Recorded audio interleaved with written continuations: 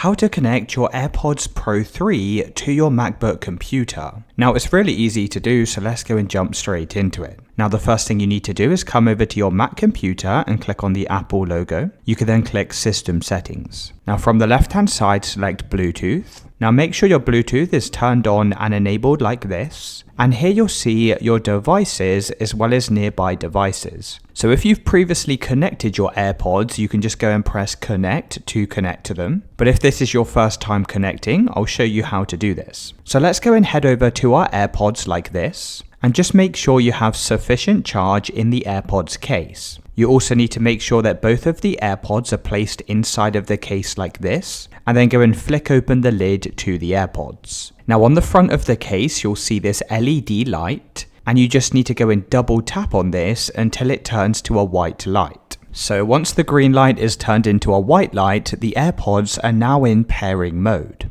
So as long as they're in pairing mode, you should be able to see your AirPods from the list, and then you can just go and press connect. And as you can see, the AirPods are now connected. If it doesn't work the first time round, then just try closing the lid of your AirPods. You can try reopening them, and you should be able to find them from the nearby devices.